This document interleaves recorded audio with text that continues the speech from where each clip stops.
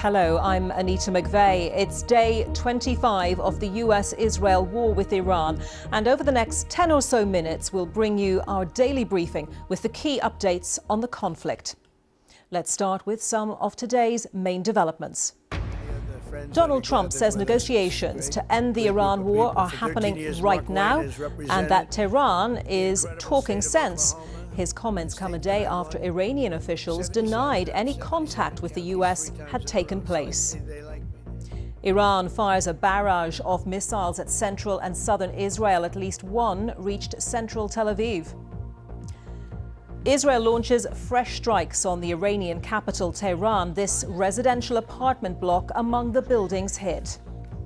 Bahrain suffers one of its worst attacks so far after an Iranian missile hit a military base in the west of the island. One person was killed and more than a dozen injured. Israel says its military will take control of southern Lebanon up to the Litani River. 5 bridges have been blown up, and Israel says the IDF will control the rest. In the capital, Beirut, 2 people have been killed in Israeli strikes. Now, in the last hour, President Trump has insisted that negotiations with Iran about ending the war in the Middle East are happening, to quote him, right now. Earlier, Pakistan said it was ready to host talks between the two sides, and yesterday Iran called claims of talks fake news. Speaking at the White House a short time ago, President Trump gave this update. What I said yesterday was exactly correct. We're in negotiations right now. They're doing it along with Marco, JD. We have a number of people doing it. And the other side, I can tell you, they'd like to make a deal. And who wouldn't if you were there? Well, I'm joined now by our North America correspondent, Helena Humphrey. Helena, President Trump insisting that those talks are happening with Iran. What's the latest from Washington? Indeed, Anita, President Trump there speaking in the Oval Office saying essentially this war has been won without saying exactly how this conflict will end. And he said that there were talks which were happening right now, he said, with Marco and JD. So Marco Rubio, the Secretary of State, JD Vance, the Vice President. And he said that he would speak to the Iranians as well, saying that he wasn't above all of that. He said that this war had led to regime change. Of course, the leadership has changed, but I think many Iranians would say that this is not full regime change, certainly with the clerical establishment still in place. And he claimed that through those talks, which he says are ongoing, and we haven't had confirmation from the Iranians, that they have agreed to not have a nuclear weapon. That is something that he has said previously. And he also said that when he told the Defense Secretary, Pete Hegseth, that this war would be wrapping up, that he had seemed kind of disappointed about that, essentially. So he also mentioned that there had been what he called a very significant prize gifted to the United States from the Iranian negotiators. He wouldn't go into further detail in regards to what that was exactly, but seemed to imply that it was related to oil and gas and the Strait of Hormuz. So that's the latest that we have coming out from the Oval Office there from the President. Helena, thank you very much. So as confusion over talks continues, Israel and Iran have carried out waves of strikes across the region overnight and into today. Fresh attacks have been reported in the Iranian capital, Tehran, and Iran says US-Israeli airstrikes have continued on its energy infrastructure, despite President Trump saying they'd be suspended for 5 days. Iran fired a number of missiles at Israel, resulting in damage and injuries in Tel Aviv. Our correspondent, James Waterhouse, is there. As the debris is cleared, you can see just how deep the crater is, caused by a missile, say officials, packed with 100 kilos of explosives. These are mostly volunteers helping with the clear up, and there are shards of glass everywhere caused by the force of the blast. We're in the middle of a residential neighborhood in Tel Aviv, and this is the state of the war at the moment. The Prime Minister Benjamin Netanyahu says he will keep hitting Iran and that he will keep hitting Iran-backed Hezbollah in southern Lebanon. But crucially, as you can see, Iran is willing and still able to hit back with missiles of its own. Elsewhere in the region, Israel has launched a new wave of airstrikes against Lebanon. The country's defense minister says the IDF will take control of southern Lebanon up to the Litani River until the threat from Hezbollah is removed. It's the first direct acknowledgement of Israeli plans to occupy around a tenth of Lebanese territory. In Beirut, 2 people were killed in Israeli strikes on the southern suburbs overnight. Lina Sinjab reports from a building in the Lebanese capital that's been destroyed by Israeli strikes in the last week. This is Al-Bashura neighborhood, and this is the building that Israel has destroyed. And we're not in Hezbollah's stronghold, we're actually in the city center. And as we're talking, the drones are flying overhead.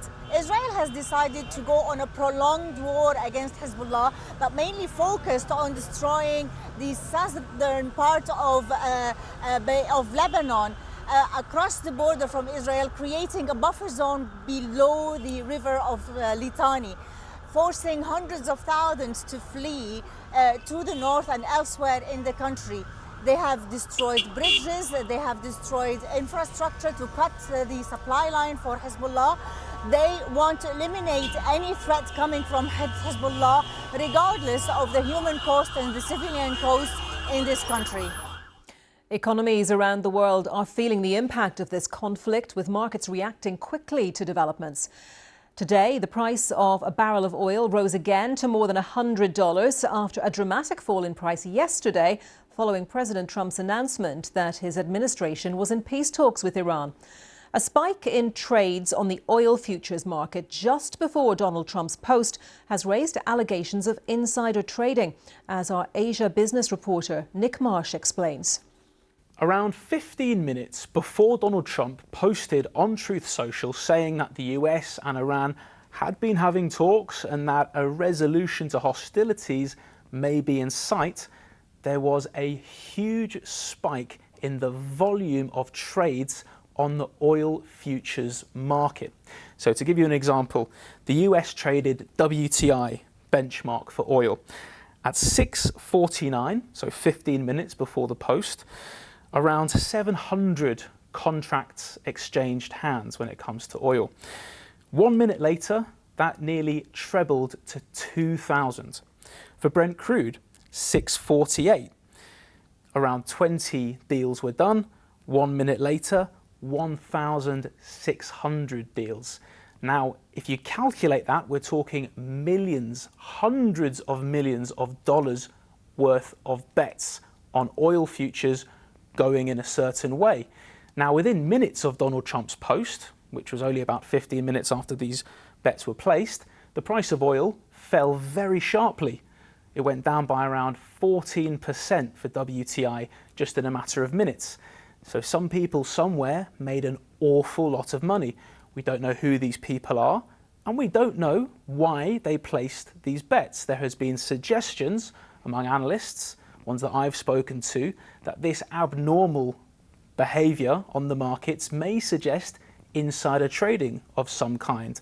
We can't prove that. There's no suggestion in a material sense that that's what happened. We reached out to the White House. They haven't got back to us yet, but they have given statements to other media outlets in which they say that the White House does not tolerate insider trading of any kind. It would not accept anyone profiting from any kind of insider information.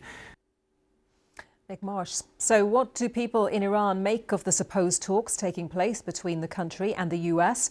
The BBC's Persian service has been speaking to people inside Iran and has voiced up their messages. I don't know how to feel. If the war ends, the sounds of explosions will stop and the situation will become okay. But at the same time, it's going to be us and a regime that's very weak. But they still have power over their own people, and they will become even more violent, I think. I'm a bit upset about the whole thing, and I'm not too hopeful about what Trump is saying. This is just a personal hunch, but I think the worst days of a war are its last days. I think the ceasefire is going to happen after that, if it happens. Despite all the talk of a possible end to the war, there's been no let-up in the fighting. And one of the top searched questions every day is how long will it last? Well, with me to take stock of where things stand and to try to answer that question is our correspondent, John Sudworth. John, good to have you with us. So every day, lots of people asking that question, when might the war end? Does it feel like we're at a turning point right now? Well, it is the multi-billion-dollar question, isn't it? It's the question that the markets have been struggling with, which is why we've seen them rising and falling.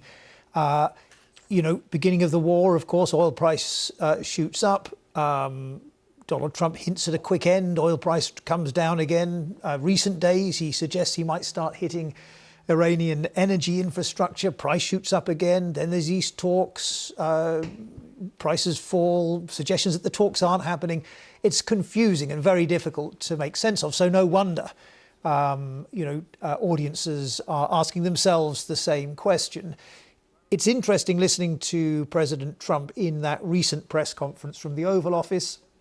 He spoke of this present, didn't he? That he said Iran has offered him a present that he said was worth a tremendous amount of money. Might that be a suggestion that he does think now there's going to be some kind of an agreement, at least on opening the Straits of Hormuz to commercial shipping? We just don't know. But if that's true, and there was that hint today that he seems to be looking for some kind of an exit here. He knows that the oil prices, this on again, off again, the turmoil on the markets, the pain that consumers are feeling at the gas pump is going to hurt him, if nothing else in the short term, in those midterm elections. And he's clearly hinting that there might be an early exit. But of course, it will all very much depend on Iran's response to the negotiations, if indeed they are taking place. Yes, a huge amount of confusion about that, about their exact nature. Iran talking about notes being passed, which is a long way off substantial negotiations, John. But if there are talks, what does each side want? Well, from Washington's point of view, again, very difficult to pin it down in very easy, simple terms. Almost as hard to define what they would see as a victory as it is to decide when that victory might come. As viewers will know, from the very beginning of this war, there has been a myriad of explanations and possible strategies suggested by the White House here, from regime change itself to the dismantlement of Iran's nuclear program, etc., etc. I think right now you would have to conclude that Donald Trump wants something that he can claim as a victory, a very much weakened Iranian regime, the Straits of Hormuz open to commercial traffic, and some suggestion that he has delivered a weakened regime into the near-term future. So we can claim that it's impossible for it to get its hands on nuclear weapons. For Iran, you have to conclude that right now they would like the bombing to stop. And might that be really where this strategy is going, that at the very least we might be heading to some kind of pause? Obviously, the oil markets will be hoping that's the case. We just don't know. OK, well, thank you very much for that analysis, John. John Sudworth.